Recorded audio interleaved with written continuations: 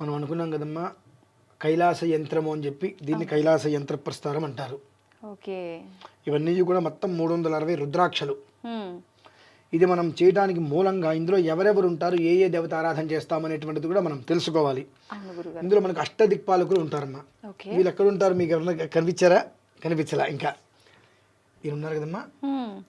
పూర్వ దిగ్భాగే ఇంద్రం పరశివం అంటారు, ఆగ్నేయ దిగ్భాగే అగ్నిం పరశివం, దక్షిణ దిగ్భాగే యమం పరశివం, నిరుతి దిగ్భాగే నిరుతిం పరశివం, ఇది పశ్చిమ దిగ్భాగే వరుణం పరశివం, వాయువ్య దిగ్భాగే వాయుం పరశివం, ఉత్తర దిగ్భాగే కుబేరం పరశివం, ఈశాన్య దిగ్భాగే ఈశానం పరశివం. వీళ్ళు 8 మంది.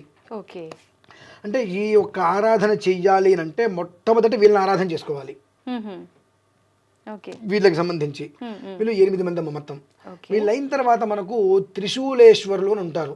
త్రిశూలేశ్వరులు అంటే ఎవరు అంటే బ్రహ్మ విష్ణు మహేశ్వరులు. ముందు మనం అష్టదిక్పాలకులను చూసేసాం, బ్రహ్మ విష్ణు మహేశ్వరులు. వీళ్ళు మొత్తం 24 మంది అమ్మ. 8 దిక్కులో ఉంటారు వాళ్ళు. ఎక్కడెక్కడ ఉంటారంటే మనకు ఒకటి ఉన్నారు, ఇక్కడ వచ్చేటికి 2, ఇదొకటి 3, ఇదొకటి 4, 5, 6, 7, 8. వీళ్ళు 24 మంది. అష్టదిక్ వీళ్ళని త్రిశూలేశ్వరులు అంటారు. బ్రహ్మ విష్ణు మహేశ్వర స్వరూపంగా వీళ్ళని రెండోసారికి అంటే అష్టదిక్పాలకు ఆవాహన అయిన తర్వాత త్రిశూలేశ్వరుని ఆవాహన చేయాలి. వాళ్ళు అయిన తర్వాత తాండవేశ్వరులు, వాళ్ళు 108 మంది ఉంటారమ్మా. ఈ తాండవేశ్వరులు ఎవరి అంటే ఈశ్వరుడు దగ్గర ఉండేటువంటి భూతగణాలు. మనం ఈశాన్యంలో మొదలు పెట్టుకుంటే అటు ఇటు వదిలేసి వరుసగా ఉండే చూడండి కిందకి మొత్తం ఏక వరుస ఇటు ఇటు ఉన్నవి లెక్క చెప్తానమ్మా. పార్శ్వాలు అంటారు వాటిని. ఈ కేవలం కూడా మనకు లెక్క ఇటు 13 ఇటు 14 రావాలి, లేదా ఇటు 14 ఇటు 13 రావాలి, 4 దిక్కులో రావాలి. వాటిని తాండవేశ్వరులు అంటారు. వాళ్ళు 108 మంది ఉంటారమ్మా. ఈ తాండవేశ్వరుల ఆవాహన చేసుకున్న తర్వాత అది 3వ ఆరాధన. అదైన తర్వాత మనకు అష్ట గణపతులు, మనకు 8 మంది గణపతులు ఉంటారమ్మా. మనకు కొన్ని పేర్లు తెలుస్తుంటే అన్ని తెలియవు. ఈ యొక్క చిత్రపటంలో కైలాస యంత్రంలో 8 మంది గణపతులు ఉంటే ఈయన ఒకరు, తర్వాత ఈయన ఒకరు, ఇక్కడ ఒకరు ఉన్నారు, తర్వాత ఇక్కడ ఒకరు ఉన్నారు, ఇక్కడ ఒకరు ఉన్నారు, ఇక్కడ ఒకరు, ఇక్కడ ఒకరు, ఇక్కడ. అంటే ఈ 4 ద్వారాలను చూసారండి. ఈ ద్వారాలకి బయట వైపు అన్ని వైపులా ఉంటారు. వాళ్ళు అష్టగణపతులు. ఈ అష్టగణపతుల్ని కూడా మనం ప్రత్యేకమైన దానికి సంబంధించిన మంత్రాలతో ఆరాధన చేసుకున్న తర్వాత భవాది పృథివీమూర్తులు అంటారు. ఈ సద్యోజాత వామదేవ అఘోర అని వాళ్ళ పేర్లు ఉంటాయి. అందులో వాళ్ళు ఇగోండి కింద ఉన్నారు చూసారండి. ఇందాక మనం పైన చూసాం అష్టగణపతులుగా. ఈ భవానీ పృథివీమూర్తులు 8 మంది లోపల వైపు ఉంటారు. 1 2 3 4 8 వీళ్ళు అయిపోయిన తర్వాత మనకు సద్యోజాతాది పంచబ్రహ్మలు అంటారు. అనగా మనకు నేపాల్లో ఉన్నారు పశుపతినాథ ఆలయం. సద్యోజాత వామదేవ అఘోర తత్పురుష ఈశాన 5 ముఖాలతో ఉంటారు ఈశ్వరుడు. ఆ 5 ముఖాలతో ఉండేటువంటి ఈశ్వరులు 25 మంది అమ్మ. మళ్ళీ అందులో 1 2 3 4 5 తర్వాత ఇవ్వండి ఇక్కడ ఇది 1 ఇది 2 5 ఇట్లా వచ్చినాయి. తర్వాత ఇది 1 3 ఇది 1 4 ఇక్కడి నుంచి ఒకటి 5. అవి 25 రుద్రాక్ష అంటే 25 శివలింగాలు. వాటిని పంచవింశతి లింగాత్మక మహాలింగ పరశివ రూప అని పిలుస్తాం వాటిని. అదే తర్వాత మనకు ఏకాదశ రుద్రులు. మనకు శివుడు ఒకటి కానీ మనకు తెలుసు. శివుడికి 11 అవతారాలు ఉంటాయి. ఆ 11 అవతారాలు వీళ్ళమ్మ. ఏకాదశ రుద్ర ఆవాహన చేసుకోవాలి. ఈ ఏకాదశ రుద్ర ఆవాహన చేసుకున్న తర్వాత షట్తారకులు అని అంటారు. అంటే అవి 6 శివలింగాలు అంటే 6 రుద్రాక్షలుగా ఇక్కడ మనకు ఉన్నాయి. ఇదైన తర్వాత మనకు దక్షిణామూర్తి అని ఉన్నారు. ఒక్కటే శివలింగం ఉంటుందమ్మా దక్షిణామూర్తి. ఎక్కడున్నారు ఆయన? కాదు, ఇందాక మనం లెక్క పెట్టేసాం. ఆయన యమధర్మరాజు. ఆయన దక్షిణామూర్తి.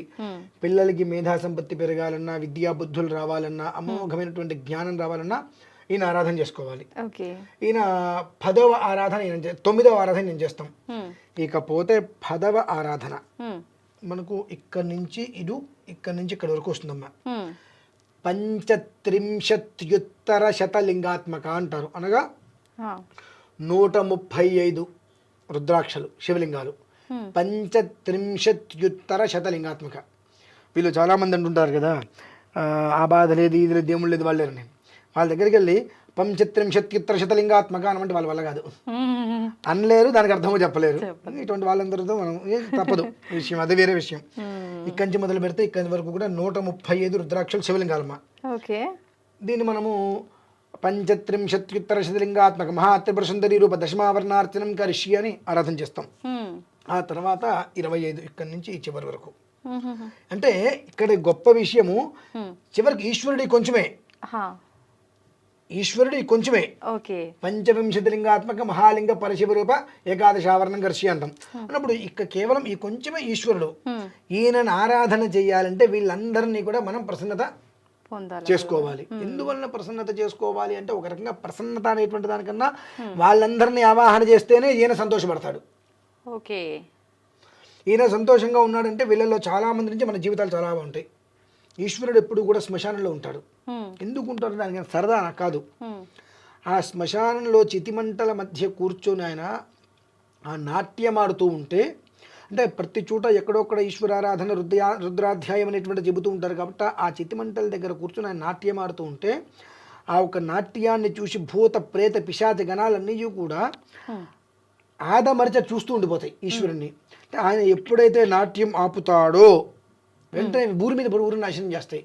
కాబట్టి ఆ భూతగణాల నుంచి ప్రేత పిశాచగణాల నుంచి సర్వజనులను కాపాడాలన్న ఉద్దేశ్యంతో అంతటి మంచు పర్వతం, చల్లటి మంచు పర్వతంలో ప్రశాంతంగా పార్వతీ అమ్మవారితో 2 పిల్లలతో సంతోషంగా ఉండవలసినటువంటి ఈశ్వరుడు భోలాశంకరుడు భక్తవత్సరుడు ప్రజల మేరు కోరిన వాడి భక్తజన సంరక్షణార్థం అందరినీ వదిలొచ్చి శ్మశానంలో కూర్చుంటాడు ఆయన. వీళ్ళందరూ తాండవేశ్వరులు. వారందరూ ఆయన నాట్యమాడుతున్నంతసేపు అక్కడ కూర్చొని ఇలా చూస్తూనే ఉండిపోతారు. ఆయన ఎప్పుడైతే నాట్యం ఆపాడో ఊరి మీద పడి సర్వనాశనం చేసుకుంటూ వస్తారు. అటువంటిది దయామయుడు అంటే మరి సామాన్యుడు అమ్మాయిన అంటే భార్యను వదిలేశాడు, పిల్లల్ని వదిలేశాడు. మంచు పర్వతం ఎంత చల్లగా ఉంటుందంటే హాయిగా ఉంటుంది. ఎప్పుడు అన్నిటిని వదిలేసేసి వచ్చి చితిమంటల మధ్యలో నిలబడి ఆయన ఎవరి కోసం? మనందరి కోసం, మన రక్షణ కోసం ఆయన అక్కడికి వచ్చి నిలబడినాడు. అలా ఆ మహాశివరాత్రి రోజు నాడు అర్ధరాత్రి లింగోద్భవ కాలంలో ఇలా వీటన్నిటికీ కూడా ప్రత్యేకమైన ఆరాధన ఉంటుంది. ఆరాధన చేసిన తర్వాత అందులో ప్రత్యక్షంగా లేక పరోక్షంగా పాల్గొనేటువంటి కొంతమందికి కొన్ని రకాల ప్రసాదాలు వితరుతున్నాం. అలానే ఇది ఏదైతే అభిషేకం చేస్తాం, అభిషేకం చేసినటువంటి ఒక పీఠం వాళ్ళకి ఇచ్చేస్తామమ్మా. ఎందువలనండి, వాళ్ళ ఇంట్లో ఎవరింట్లో ఇది ఎప్పుడైతే కనుక ఈ యొక్క ఈశ్వరుడు వెళ్ళి ఉంటాడో నాకు తెలిసి వాళ్ళు వెనక్కి తిరిగి చూడక్కర్లేదమ్మా. ఎందువల్లంటే ప్రత్యేకంగా వాళ్ళు ఏమి చేయక్కర్లేదు, రోజు ఆవాహన ఆరాధన అన్ని చేసి ఉంటాయి కాబట్టి వాళ్ళ దేవుడి గుట్లో పెట్టుకొని ప్రతిరోజు దీపారాధన అంతే, ఒక అరటిపండు అంతే. మీకు ఓపిక ఉందో ఆదివారమో సోమవారమో, సోమవారం కొబ్బరికాయ కొట్టనంటే నాకు ఉద్యోగం ఉందండి అంటారు. నీకు ఏ రోజు కుదిరింది ఇష్టంగా ఆ రోజు ఆయన కొబ్బరికాయ నమస్కారం చేసుకో, అంతే సరిపోతుంది. ఆయన ఏం అడగడు మిమ్మల్ని. అంత సంతోషంగా ఈశ్వరుడు మన ఇంటికి వస్తానున్నప్పుడు మనం పిలవకపోతే మనకన్నా దురదృష్టవంతులు ఇంకెవరు ఉండరు. అలా ఆ రోజు నాడు చేసేటువంటి ప్రత్యేకంగా ఇలానే అందరికీ కూడా తయారు చేయించి దానికి ఆ ప్రత్యేకమైన ఆరాధనలు అన్నీ చేసేసి ఆ రుద్రాక్ష విధానంగా ఆ ప్లేటును తీసుకొని వారి అందరికీ కూడా భక్తులకి ప్రసాదంగా అంటే ఐశ్వర్యం ఈశ్వరాదిచ్చేతు. మన ఇంట్లో ఒక చిన్న దేవుడి ఫోటో పెట్టుకుంటే చాలా ఆనందపడిపోతాం. అటువంటిది ఒక్క దాంట్లో ఎంతమంది ఉన్నారమ్మా. ఇందులో ఇంకా విశేషం అసలు విషయాలు చెప్పాలి మీకు, ఇక్కడ కొంచెం చెప్పా. ఈయన అంతశ్చండికేశ్వరుడు అంటారు. తర్వాత ఈయన బహిశ్చందికేశ్వరుడు. తర్వాత యమ చిత్రగుప్త నందీశ్వర వృషభధ్వజుడు. యమ చిత్రగుప్తులు ఇందులో ప్రత్యేకమైన ఆరాధన ఉంటుందమ్మా. చిత్రగుప్తుని ఎందుకు ఆరాధన చేయాలి, యముని ఎందుకు ఆరాధన చేయాలి అని అంటే మామూలుగా వాళ్ళని పూజించారు కదా గురువు గారు. అదే చెప్తున్నాను. ఈ విధానంలో ప్రత్యేకంగా పూజా సాద్గుణ్యార్థం అంతశ్చండికేశ్వర బహిశ్చండికేశ్వర నందీశ్వర వృషభధ్వజ యమ చిత్రగుప్త ఆరాధన చేస్తారు. ఇవి ఎందుకు చేస్తారు అని అంటే, ఇంత పూజ చేసిన తర్వాత వాళ్ళని చేయకుండా వదిలేస్తే ఫలితం మొత్తం పోతుంది. ఇందులో చిత్రగుప్తుడు మనం తెలుసో తెలియకో చేసేటువంటి పాపాలు ఏవైతే ఉంటాయో వాటిని ఎప్పటికప్పుడు తుడిచిపెట్టేస్తారమ్మా. ఆ తుడిచిపెట్టడం కోసం చిత్రగుప్తుడికి చెయ్యాలి. యమధర్మరాజుకి ఎందుకు చెయ్యాలి అని అంటే, అకాల మరణం అనేటువంటిది ఎంతో మందికి మనం చూస్తూ ఉంటాం. ఆయన పాశానికి కనికరం ఉండదు, సమవర్తి అంటారు, నువ్వు నేను తేడాలు ఉండవు.